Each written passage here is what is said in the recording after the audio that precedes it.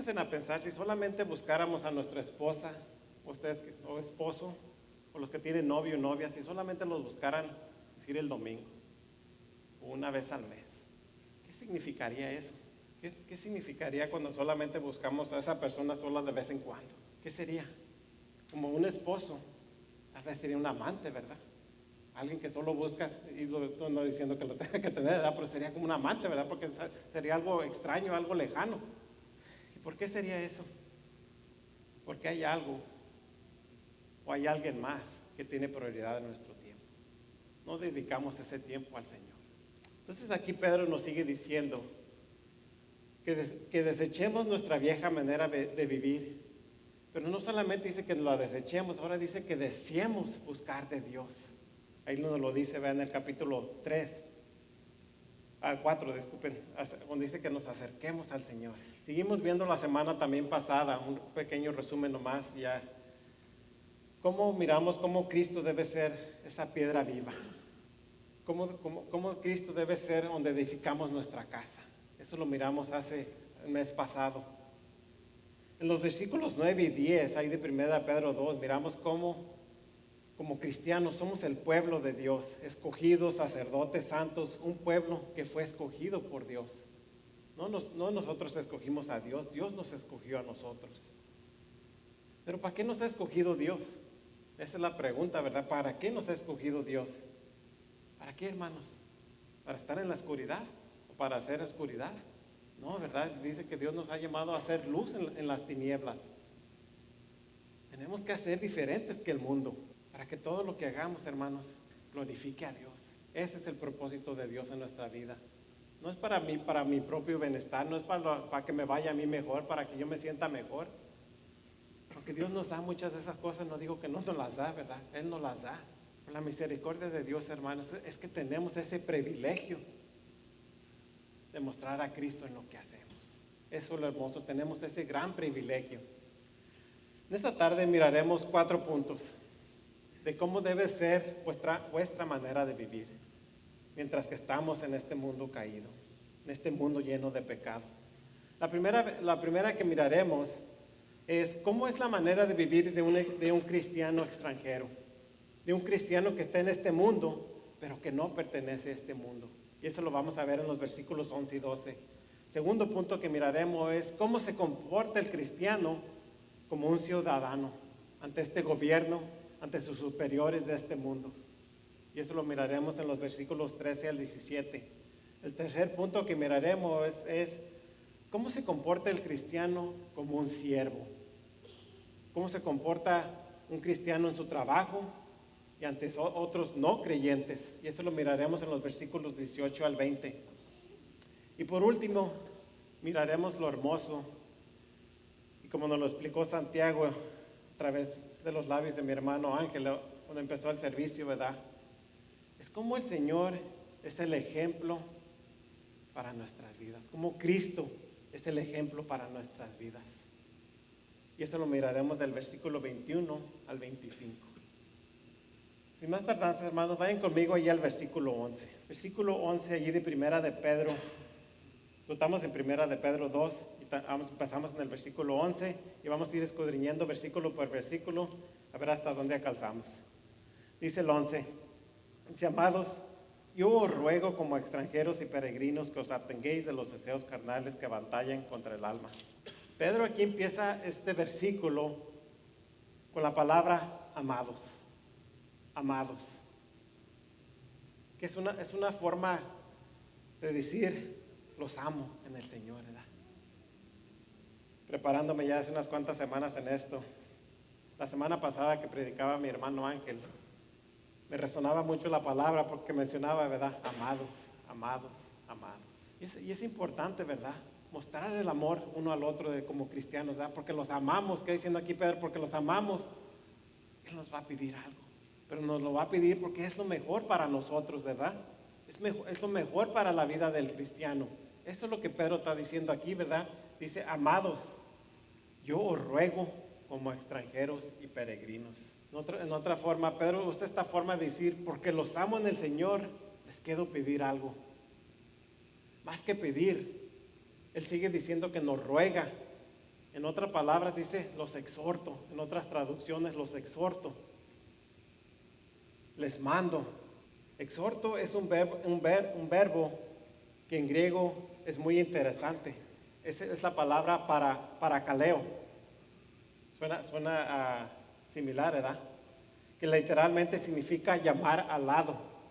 Dice, uno se pone al lado de otro para ayudarle, para exhortarle, para defenderle, para consolarle, para abogar, para fortalecer y acompañarlo. Eso es lo que viene siendo un ruego, ¿verdad? O lo que es una exhortación. De esta palabra viene la que ya conocemos mayoría, ¿verdad? El verbo griego parakletos. Ya muchos hemos oído esta palabra, ¿verdad? Que significa el consolador, consejero, Espíritu Santo, ¿verdad? Que es a lo que nos referimos, ¿verdad?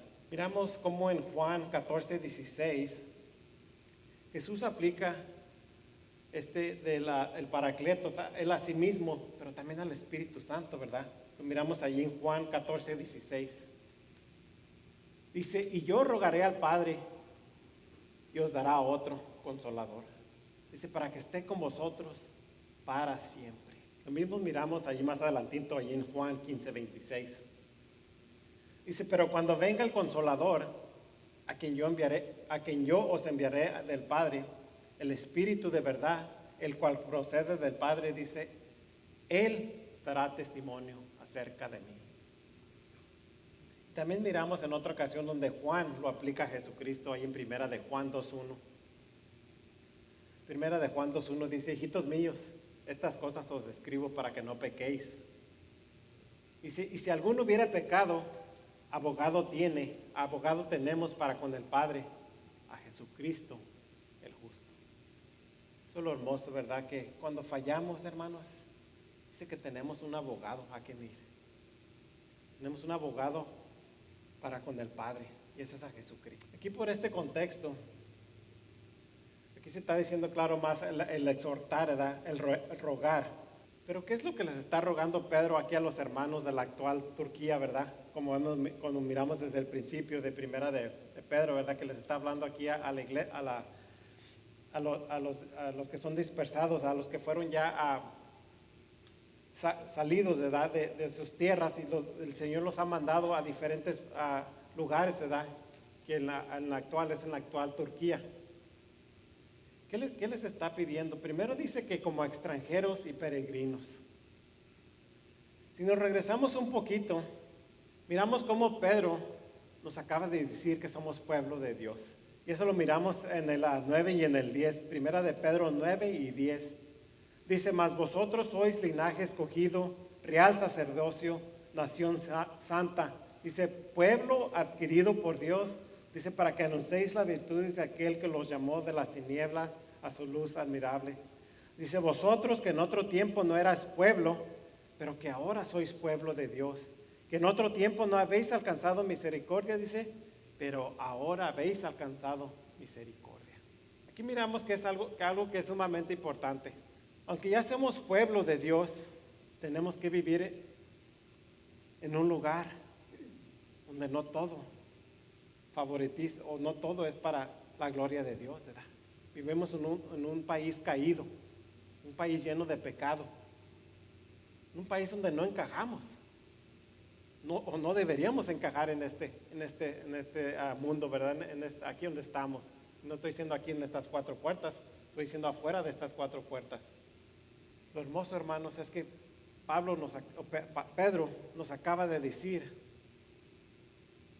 somos pueblo de Dios, somos de Dios. Aunque algo que tenemos que nomás entender completamente, hermanos, es que estamos aquí, pero no pertenecemos aquí. Estamos de pasadita, ¿verdad? Dice la palabra que estamos en este mundo, pero no pertenecemos a este mundo. Pero mientras que estemos en este mundo, hermanos, tenemos que mantener los valores y vivir vidas que le agraden en medio de esta sociedad que es hostil, ¿verdad? Me gusta mucho, ¿verdad? Sí.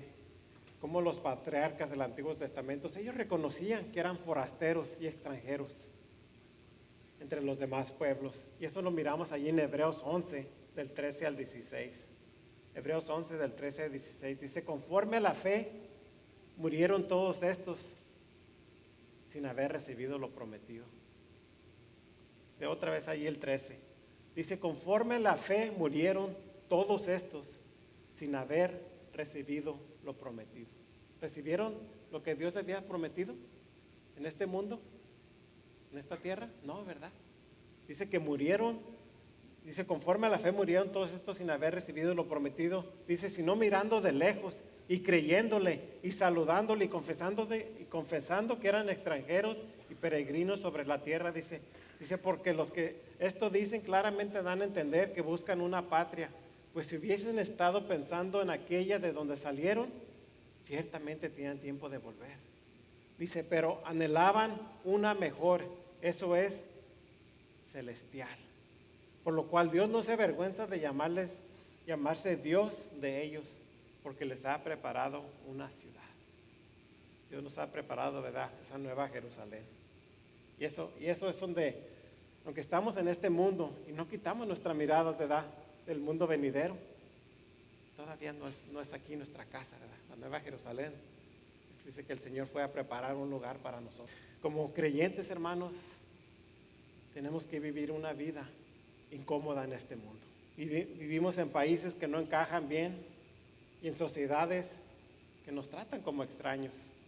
Ahí en Efesios 2:19 nos dice, y eso es algo que, aunque sabemos esto, hermanos, mientras que estemos en este mundo, sabemos que es diferente, ¿verdad?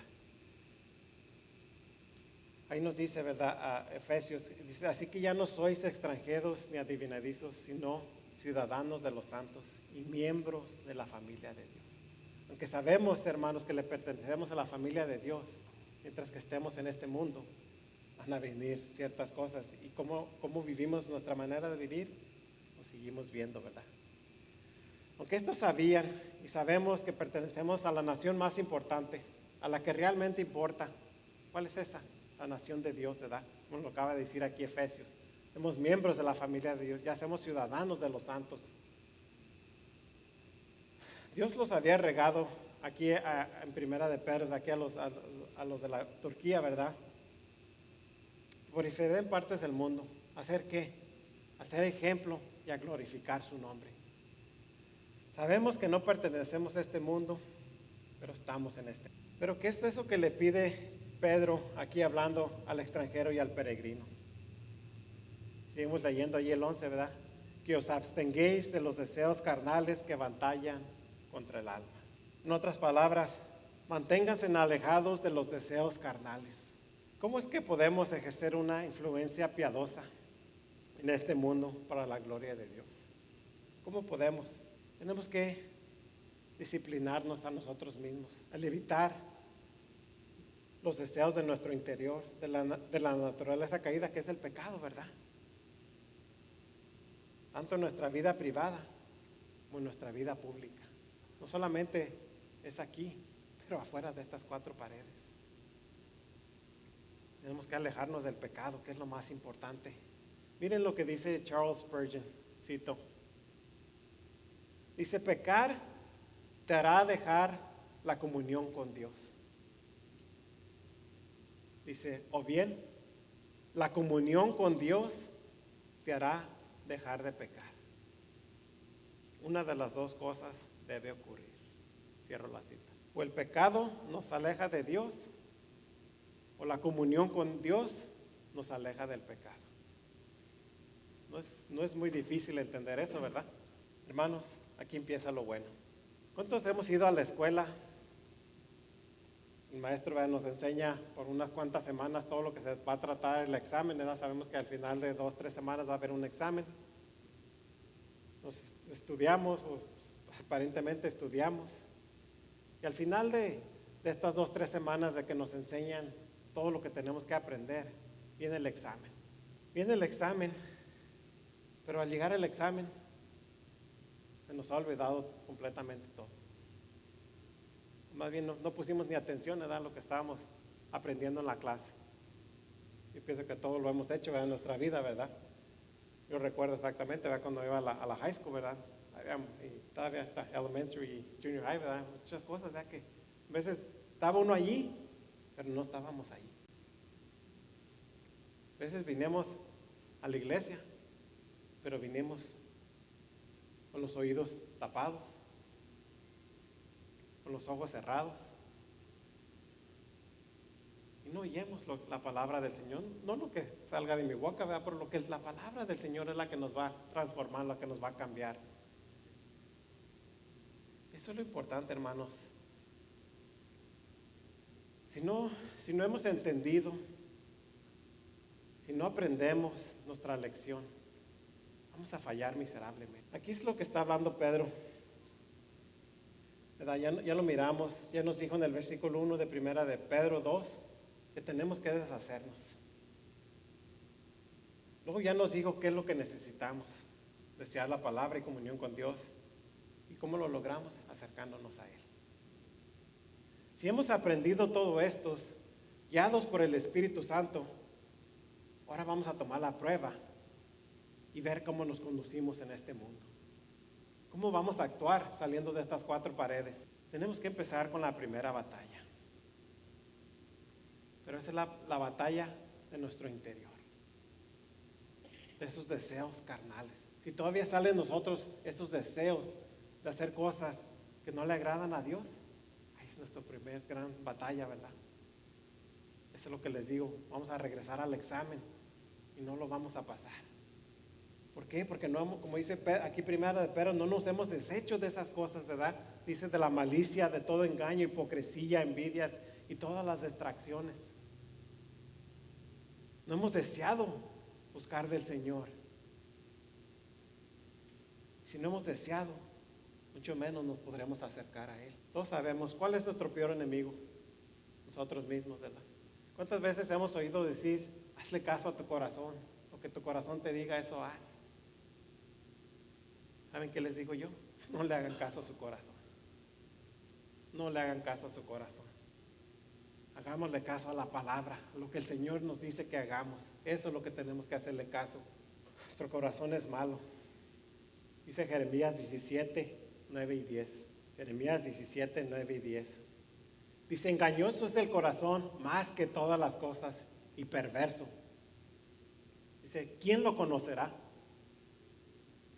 Dice yo, Jehová, que escudriñe la mente, que prueba el corazón para dar a cada uno según su camino, según el fruto. Hermanos, todo empieza por cómo no apagamos nuestros deseos carnales. ¿Y cómo lo hacemos? Pedro nos lo explica en los primeros versículos. Pero primero tenemos que ganar la batalla íntima. Si como cristianos no podemos dejar nuestra vieja manera de vivir, hay un gran problema.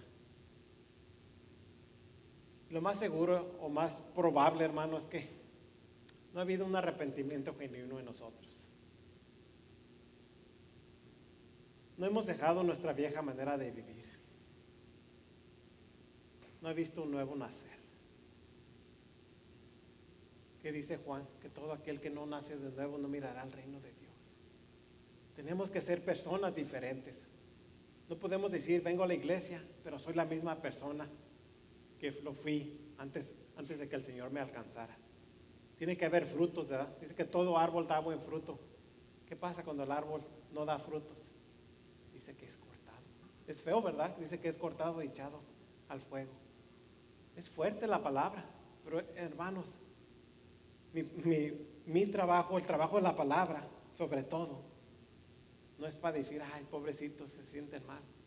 No, el trabajo de la palabra es que haya en nosotros ese remordimiento o ese decir, ¿sabes qué? Estoy fallando, pero no quiero fallarle al Señor. No quiero fallarle al Señor, quiero ser diferente, quiero ser obediente al Señor, quiero hacer lo que el Señor me manda hacer.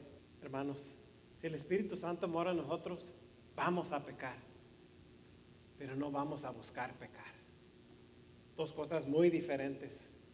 El pecado nos tiene que incomodar grandemente.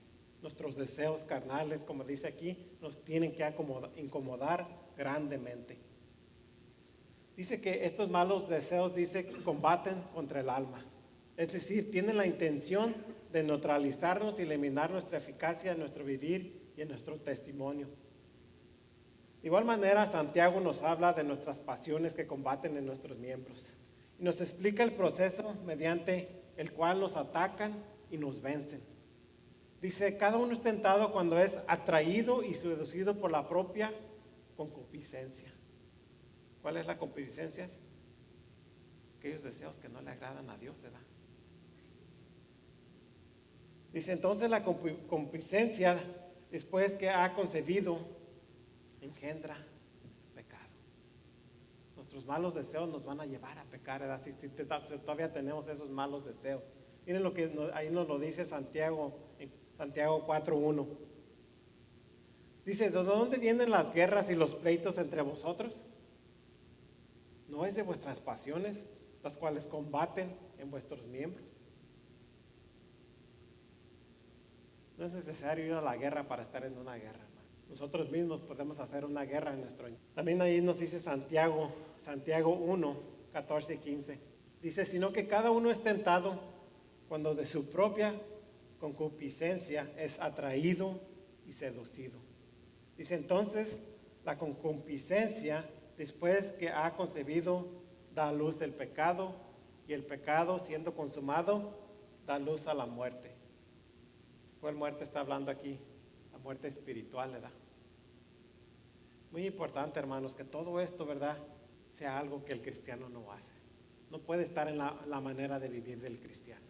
Si cedemos ante nuestros impulsos egoístas, nuestros apetitos carnales o nuestros malos humores, habremos perdido la batalla antes de empezarla. Habremos perdido la batalla antes de empezar. ¿Y saben qué es lo difícil de todo esto? Que esos deseos carnales son atractivos. Si no lo fueran, dijéramos, yo no batallo con eso, ¿verdad? Hay deseos, ¿verdad?, que cada quien sabemos con las cosas que batallamos. Hay personas que el alcohol es su batalla, ¿verdad? A mí me puede decir, ok, pues para mí no es, pero eso no quiere decir que para otras personas no lo es. Vuestros deseos son atractivos, porque si no lo fueran, no representarían ningún problema en nuestras vidas. Por eso mismo es que la decisión que tomamos de rechazarlos debe ser algo consistente y firme en el Señor. De la misma manera que una persona obsesa que desea perder de peso debe de abstenerse, ¿verdad?, de comer esos pasteles, esas papas fritas, ¿verdad? Todos sabemos, ¿verdad?, cuáles son las cosas aquellas o que alguien que es obsesa pues sabe que no debe de comer ciertas cosas, ¿verdad? Así como creyentes debemos de abstenernos, hermanos, de probar aquello que en principio nos apetece, pero que después nos seduce. Si le abrimos poquito la puerta al enemigo, tenemos que luchar y resistir la tentación. Cuando no lo hacemos nos causa lesiones espirituales a nosotros mismos, nos las causamos a nosotros mismos, ¿verdad? Antes que cedamos a cualquier tentación, esa tentación nos parece atractiva, ¿verdad? Y eso lo miramos ahí en Génesis, con Eva, ¿verdad? Génesis 3:6. Dice, vio la mujer que el árbol era bueno para comer. ¿Qué dice? Lo vio, ¿verdad? Con sus ojos, ¿verdad? Y vio que el árbol era bueno para comer y que era agradable a los ojos, le agradó a sus ojos, ¿verdad? Y esos son los deseos carnales, usualmente de dónde vienen, de los ojos, ¿verdad? Nuestro corazón, claro.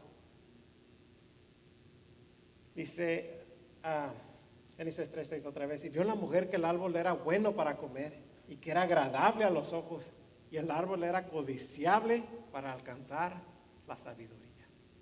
El engaño del enemigo, ¿verdad? Y tomó de su fruto y comió, y dio también a su marido, el cual comió, así como ella. Aquí no solamente pecó ella, pero también le dio a Adán, ¿verdad? Y no que era inocente Adán, porque nadie pasamos por inocentes, ¿verdad? Pero sabemos que eso es un descuido espiritualmente, ¿verdad?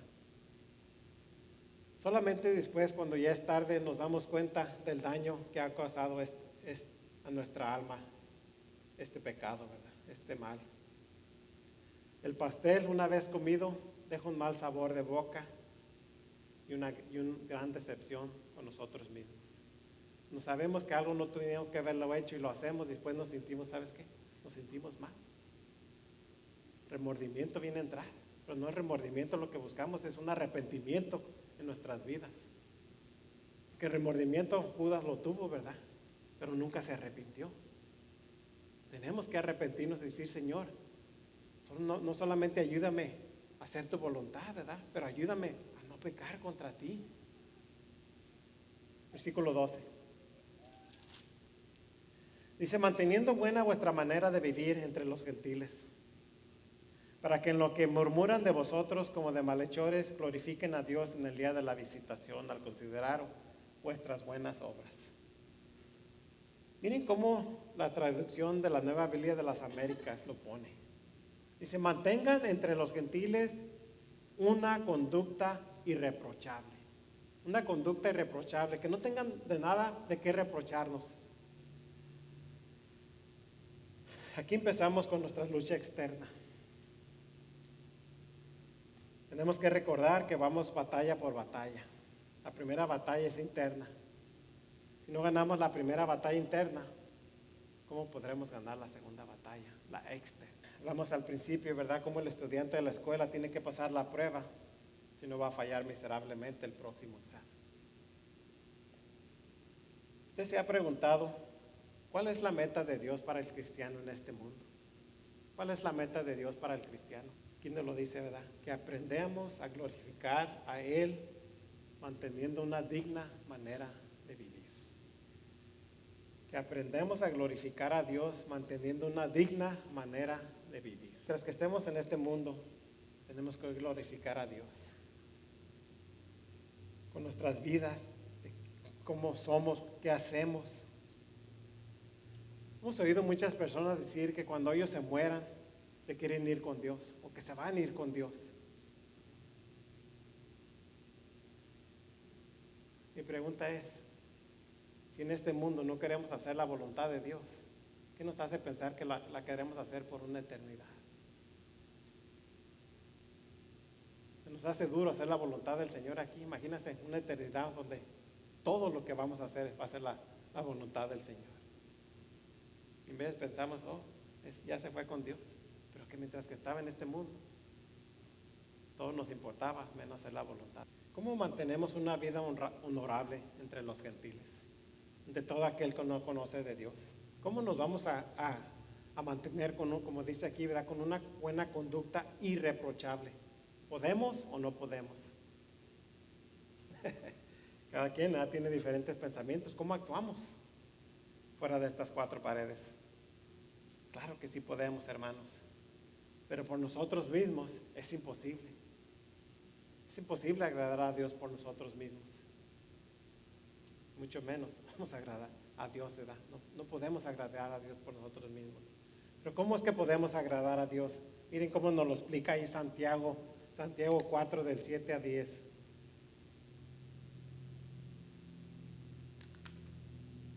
Este es un versículo que yo pienso que todos tenemos que subrayar en nuestras Biblias, ¿verdad? O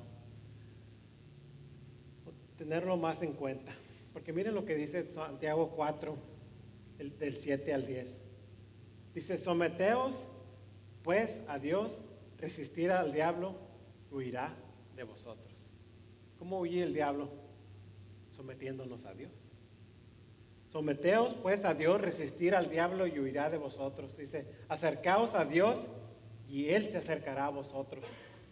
Pecadores, limpiad las manos, y vosotros los de doble ánimo, purificar vuestros corazones.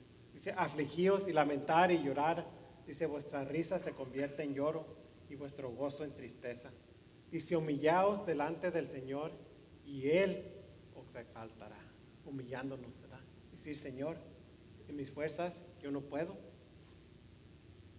pero Señor, confío que cuando me someto a ti, ¿verdad? Ya nos lo explicó Pedro aquí en el primer versículo 2.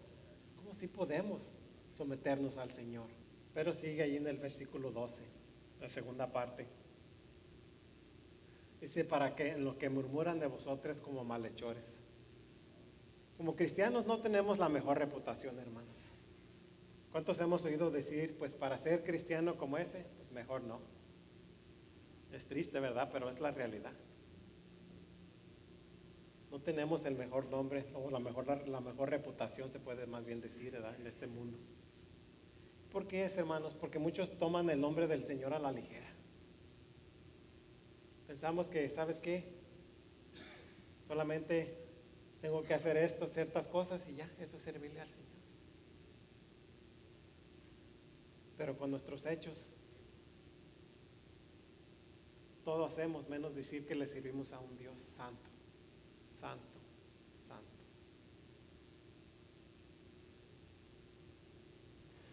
Aquí Pedro está hablando de cristianos como malhechores.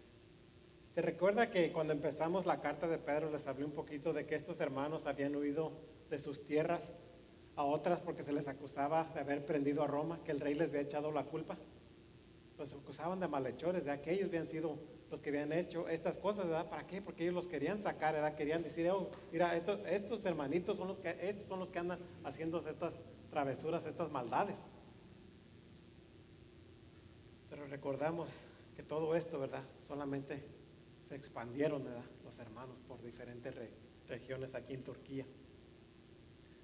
Algo más que se les acusaba era de ser ateos, porque ellos no apoyaban, o ellos no creían en sus imágenes, en sus ídolos, en su idolatría. Se les acusaba del ateísmo, ¿verdad? Hoy en día no han cambiado mucho las cosas hoy en día, hermanos. Cuando un cristiano le sirve al Señor, hoy en día le llaman un religioso. No, este es bien religioso, mira, le sirve al Señor. No, ya no quiere hacer esto, no quiere hacer aquello. Cuando queremos hacer la voluntad del Señor, hay muchas cosas que el mismo Espíritu Santo no nos va a dejar hacer. No se trata de qué puedo hacer, qué no puedo hacer. El Espíritu Santo nos va a dar una aclaración qué podemos hacer y qué son las cosas aquellas que nos incomodan. Cuando algo nos incomoda, no es algo que tenemos que hacer. Y bien sabemos qué es lo bueno y lo malo en el Señor. La última parte del versículo 12, Pedro nos dice que lo que hagamos sea para la gloria de Dios. Tenemos que entender que lo que hacemos en este mundo somos vistos como representantes de Cristo. Ya sea bueno o sea malo, a quien representamos no es a nosotros mismos, sino a Cristo. No sé cuántos de nosotros tenemos que decirle en nuestros trabajos, fuera de estas cuatro paredes, decirle a alguien, soy cristiano, para que ellos puedan saber que somos cristianos. A veces es difícil, ¿verdad? No todos lo toman al bien.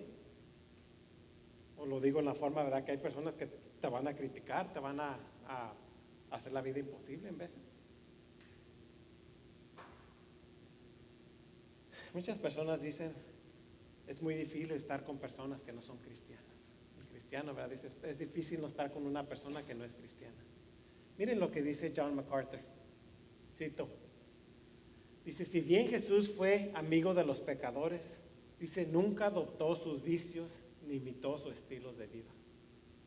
Permaneció completamente santo en cada encuentro. Cierro la cita.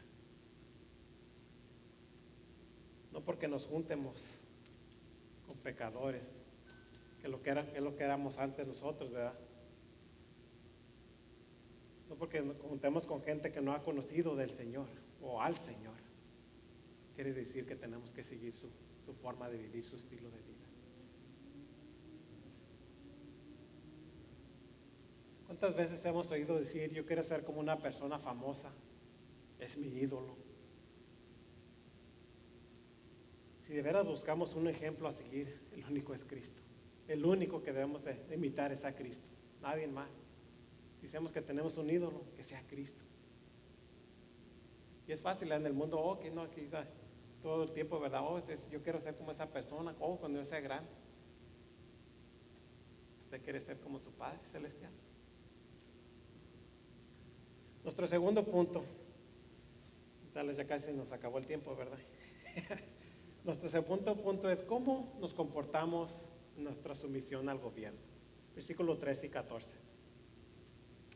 Dice, por causa del Señor, someteos a toda institución humana, ya sea al rey como a superior, a los gobernantes como por él enviados para castigo de los malhechores y alabanza de los que hacen bien.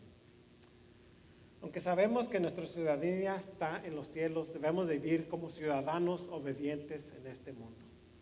Debemos vivir como ciudadanos obedientes en este mundo. Debemos ser obedientes a nuestro gobierno y autoridades. Y ahí nos lo dice Romanos 13, ¿verdad? 13 del 1 al 5. Romanos 13 del 1 al 5. Dice, sométase toda persona a las autoridades superiores. Dice, porque no hay autoridad sino de parte de Dios, y las que hay por Dios han sido establecidas. Dice, de modo de quien se opone a la autoridad o lo establecido por Dios resiste. Y los que resisten acarrean condenación para sí mismos, porque los magistrados no están para infundir temor al que hace el bien, sino al malo. ¿Quieres pues no temer a la autoridad? Haz lo bueno y tendrás la alabanza de ella. Dice, porque es servidor de Dios para tu bien. Dice, pero si haces lo malo, teme, porque en vano lleva la espada, pues es servidor de Dios, vengador para castigar al que hace lo malo. Por lo cual es necesario estarles sujetos, no solamente por razón del castigo, sino también por causa de la conciencia. Aquí Pedro menciona la palabra someteos.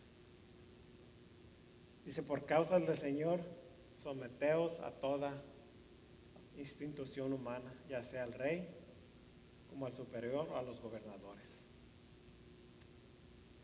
Someteos es un término militar que significa disponer en fila bajo los órdenes del comandante. Esto tiene que ver con una actitud de sumisión y humildad. No es fácil aceptar todo de parte de nuestro gobierno. Hay muchas cosas contrarias, ¿verdad? Hay muchas cosas con las que no estamos de acuerdo. Pero aún así tenemos que obedecer a nuestro gobierno, nuestra policía, nuestros jueces. ¿Y hasta cuándo los obedecemos? Es todo el tiempo, ¿verdad? Solamente hasta que nos obliguen a hacer lo contrario de la palabra. Entonces sí, la palabra es superior a los gobernantes. Versículo 15. Dice, porque esta es la voluntad de Dios, que haciendo bien hagáis callar la ignorancia de los hombres insensatos. ¿Cuál es la voluntad de Dios? Que hagamos todo el tiempo el bien. Ya no somos como éramos antes, hermanos. Ya no es como, ok, ojo por ojo, diente por diente, me la hiciste, me la pagas. A veces todavía queremos actuar así, ¿verdad? Oh, pues mira, tú me hiciste esto, oh, mira, te la voy a regresar. Ya no somos así, hermanos, somos unas nuevas criaturas en Cristo. Me gusta cómo lo pone el Salmo 14:1. Salmo 14:1, dice el necio en su corazón, no hay Dios. Se han corrompido, hacen obras abominables, no hay quien haga el bien. Fuera del Señor, hermanos, no va a haber quien haga el bien. El no conocer de Dios nos hace ignorantes, necios. Todo el tiempo buscamos solamente nuestro propio bien, nos hacemos egoístas. Por eso es que tenemos que hacer ese ejemplo con nuestras autoridades. Que dice aquí, ¿verdad? Que claro que hablando que ellos no saben hacer el bien, y no estoy hablando del bien, el bien que podemos hacer todos, ¿verdad? Por naturaleza. Estoy hablando del bien que le agrada a Dios. Versículo 16. Dice, como libres, pero no como los que tienen la libertad como pretexto para hacer lo malo, sino como siervos de Dios. Cuando el amor, la misericordia de Dios nos alcanza, Él nos dice que ahora somos libres en Cristo. Si Cristo nos ha hecho libres, ¿para qué volver a la esclavitud del pecado del mundo? Sometiéndonos a unas autoridades que deben su existencia al malvado príncipe de este mundo, y eso lo miramos en 1 de Juan 5:19. Aquí recordamos lo que Pedro nos dijo en el versículo 11, que somos extranjeros y peregrinos. Somos libres de la esclavitud del pecado. Libres de hacer la voluntad de Dios. No libres de hacer lo que queramos, libres de hacer la voluntad de Dios. Pero mientras que estemos en este mundo, no es una libertad de hacer las cosas del mundo. El apóstol Pablo comenta sobre nuestra liberación del pecado en Romanos 6. Explica que no solo somos libertados del pecado por cuanto hemos sido hechos siervos de justicia, y eso lo miramos ahí en Romanos 6:18. Dice, y libertados del pecado viniste a ser siervos de la justicia, es decir, siervos, o más exactamente, esclavos de Dios.